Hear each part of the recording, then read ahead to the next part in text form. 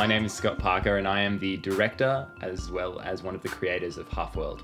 Halfworld is a story about a boy who gets sucked into a strange world where he encounters a whole bunch of creatures on a quest to find his brother. It has a whole bunch of crazy characters and puppets, and I guess the feature of the show is that there's a giant blanket fort that starts off on the ground. So when you walk in, you see this pile of blankets that takes up most of the space, and then all of a sudden, in a split second, it comes up off the ground over the audience and sucks everybody in.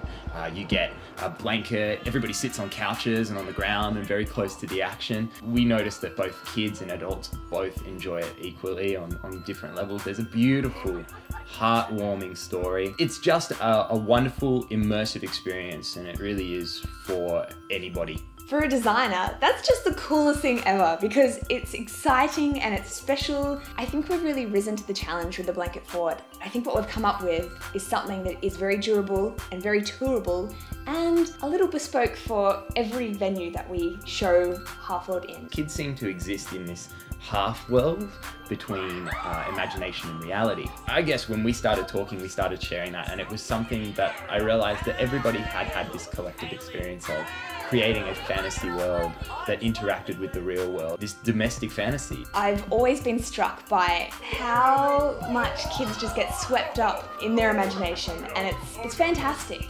When I'm with them, I just think, I want a bit of that. I want to be able to get swept up in that as well. Key to the development process with Halfworld was that we had a young person involved. We had an 11-year-old and then a 15-year-old who came on board with the development. One thing that was really important to us was that we didn't condescend to the children in our audience. In fact, what we wanted to do was bring everybody onto an equal playing field. I think because we never approached this as making a children's show, meant that we had a much deeper theatre experience.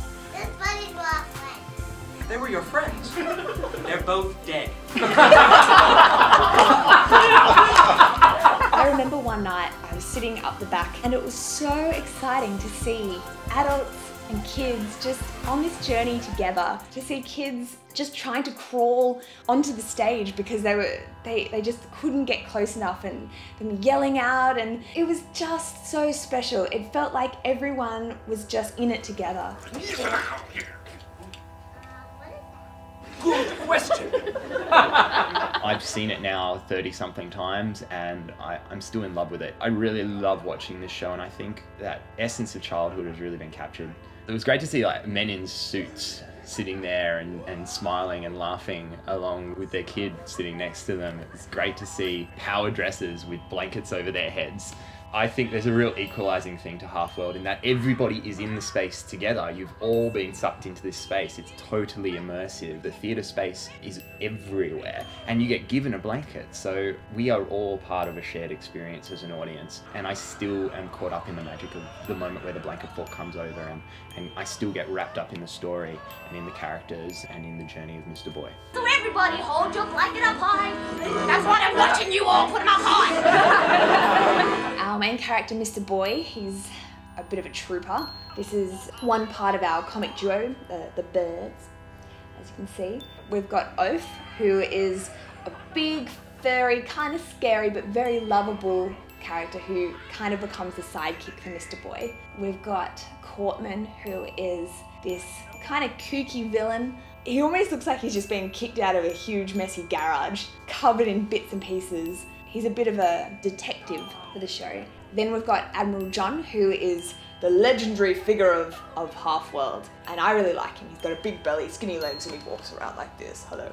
We basically ended up telling a story about a boy trying to deal with the loss of a brother. That's what Halfworld became. And we don't labour that point in the show, but it is very much at the core of it. And I think a lot of people at the end got the sense that maybe Mr. Boy's brother isn't actually coming back. And Halfworld took on a different resonance when we realized actually the repercussions of this world, which may or may not exist, are actually very, very tangible to this little boy, as they are to us. And so maybe we should connect with the magic of everyday life a little bit more. One of my favourite moments in Halfworld was near the end of the show. Mr. Boy is tied up, he can't move, he's yelling out for help. Please, come back! Please!